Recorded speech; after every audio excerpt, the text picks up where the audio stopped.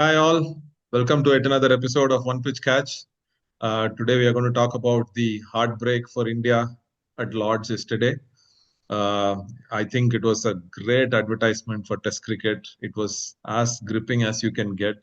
Though India ended up on the losing side, I think the Test match, especially on day four and more on day five, it was absolutely gripping and exciting than a 200, 210, 220, T20. I feel I just couldn't take the eyes off the game. Um, a lot of credit to a lot of players over the course of the 5 days, like Joe Root, KL Rahul, Rishabh Pant. Of course, but I think Ben Stokes. two players deserve a lot of credit is Jadeja and Ben Stokes. Hmm. Ben Stokes was fabulous. He it was, I think yesterday the match looked like the fight between two great all rounders between Jadeja and Ben Stokes. That was I felt. That's what I felt. Ben Stokes came out on top, but it didn't mean that Jadeja lost out, because I think Jadeja's innings yesterday was an absolute Yeah, advertisement for Test cricket. A lot of people we are being very vocal about Test cricket is the greatest format. Jadeja, without saying a word, he showed how he values Test cricket. And the yeah, commentators and ex-players, some people goes on and on about Test cricket, but when it comes to holding one end up, living up to the Test yeah. cricket standards, lot of great batsmen have failed. And he was still not out at the end. He didn't get out. Yeah, he didn't get out, and he was a big, huge Everest between victory and England yesterday. England just couldn't cross him. I mean, they had other ways to win, obviously. And Ben Stokes was fabulous, though he's had a very torrid run for a long time now. Yesterday, he showed what he's made of. A 1 9 over spell and another 10 over Yeah. spell. And He 10 overs just well. kept bowling. He just kept bowling, and everything was 130, 135 plus. He Yeah. was not giving up on speed. Quality also when he delivered the quantity. So I think Jadeja and the value of Test cricket came to the fore yesterday. I think Jadeja does not get enough credit sometimes, though his bowling has waned off a little bit off late. The way he stood up yesterday and the grit that he showed was tremendous to watch. It's a lot of lessons for a lot of top order batsmen from India too. What else did you see, Jaga? I mean, I think he creates an interesting question, right? Could he play just as a batsman who can bowl a few overs? Like we spoke about Washington Sundar probably being that person in a few years, maybe in the next few years, but maybe Jadeja is that in some of these overseas conditions where his spin bowling is not that effective. So he can come in and bowl. I think on day four, he bowled a 8 over spell for like 20 runs or something like that, just keeping it tight.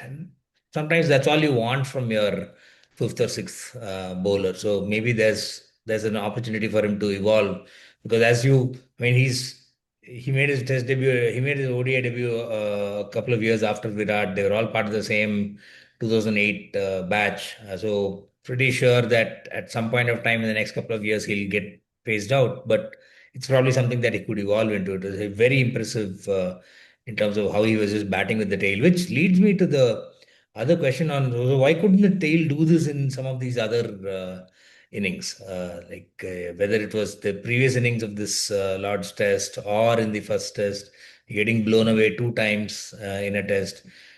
You can bat. Clearly, you can bat, and the surfaces have been fairly identical throughout. In fact, the Lord's Test seem to have been a lot more given a lot more opportunities for uneven bounce. So it may have been even more tougher for tailenders to bat, but they stuck it around for so many overs. So why can't you take this seriously and do it in the other innings? That was a little bit of a jarring thing. I think overall there seems to be a tentativeness yesterday. Like they didn't seem to be a plan. Uh, I thought that when your target is around 190 odd, you probably should try and get somebody in to just make a quick 20 or 30, and maybe that could have been Washington. It could have been Jadeja. Eventually, his role obviously changed because the wickets weren't there. But I don't think they stitched together enough partnerships, and I don't know if there was a plan. So, I mean, Shubman, I think, got it completely right when he said that Rishabh Pant's run out in that first innings was very, very crucial in terms of just turning the match around literally from that ball, because a few overs after that, KL Rahul got out, all in the quest of that 100. So yeah, I mean, I really hope that the tail could have done a lot better job in the first innings. There would have been probably 20, 30 extra runs to play with, and the result may have been different. There's lots of what ifs, right? The number of byes, the collapses, England's tail being allowed to add almost 110 runs or something like that. So, but yeah, I mean, I think it was overall a great exhibition from a Test cricket perspective. The other thing I was looking at is, so Rishabh Pant clearly was injured. He was not able to play shots with both hands, especially when he kept getting hit in the gloves. England obviously had a great plan against him. Maybe others could have come out ahead of him, like Washington or Jadeja could have come out ahead of him, giving him that extra half an hour, 1 hour to maybe have a little bit extra recovery. So that's what I think. Overall, there was a plan that was lacking. Otherwise, yeah, I mean, I think full credit to Jadeja for what he did. And even KL Rahul, I think, batted pretty well for the duration that he was out there. But apart from those two, there was pretty much a no-show. I think, yes, Jaga, to touch back on the starting, the tail point that you mentioned, I think, yes, I think this is a big lesson for the tailenders, especially the Indian tailenders, to just stick around with the batsmen if they're staying there. So you just have to bat 40, 50 balls. You are not, your target is bat 40, 50 balls. Your target is not runs. So Yeah. that they can do it much more regularly. I mean, not every time, because there will be bowlings which blow the tail off, but this happens often, all the time with Indian tail. So that they can fix it. This is a great lesson for the tailenders to take and learn. But I hope India looks at the other mistakes or the misfortunes that they had also. They don't look at it like how Bumrah and Siraj batted and take a lot of credit for that. Yeah. Yes, that is good, but that should not cover up the mistakes that they did. Like we spoke about, a lot of the first innings tail fail collapse, England tail scoring a lot of runs. We also dropped some catches. Jamie Smith was on 4 or 5 in the first innings and he got a 50 plus score. So all those things. And again, yesterday there was lack of planning, I feel, because chasing 192. One thing I felt, I mean, this hindsight is always a very beautiful thing. This could look like a hindsight, but no, when the moment Akash Deep came into bat on day 4, I was telling my son here that it should have been Washington Sundar and not Akash Deep, because the way the momentum was with England, especially after dismissing Karun Nair and Gill, they were bowling really well. Akashdeep was like giving a wicket on a platter to him. In fact, I Hmm. was worried Akashdeep was going to get over an over or two earlier, so thereby forcing Another batsman had to come. Rishabh Pant or somebody else to force come into bat. So it was good in a way that he got out in the last over, so that they didn't have to send another batsman. But I think if Washi had come in, I mean, so if Washi, I feel Washi would have stayed not out, and also Hmm. he might have started the day. Even if Yeah. Akashdeep didn't get out, imagine Akashdeep starting the day on day 5. Yeah. It's a He first would have full got ball. out pretty soon anyway. Yeah, so I mean, there is, again, like you said, there are a lot of what ifs. This is not in hindsight. I definitely felt Washi should have come in, and also the other side of looking at it is, if we had Akashdeep for the end to bat with Jadeja, we could have had one more Bumrah and Siraj. Along with that, though, that also would have helped.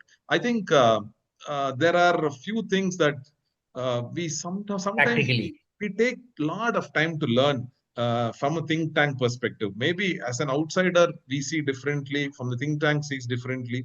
And Shubman kept on harping in the press meet and in the presentation about a 150-run partnership would have taken us through. See, the moment you see that 50-run partnership didn't come for the first 3 or 4 wickets. I mean, in this case, luckily the fourth wicket was Akashdeep, who was a bowler. So the moment that didn't happen, you should have been even more conscious to get that 50, 60-run partnership for the fifth or sixth or seventh wickets. That also didn't happen. We were like 80 for 7. There, Yeah. it is very difficult to come back from that. I mean, definitely Jadeja, again, we've spoken. I mean, it's never enough talking about Jadeja. Yesterday's Jadeja innings, Bumrah and Siraj made it look like a classic test match. Otherwise, it Yeah. was a meek surrender by lunch. Correct. It was pretty much over. Yeah.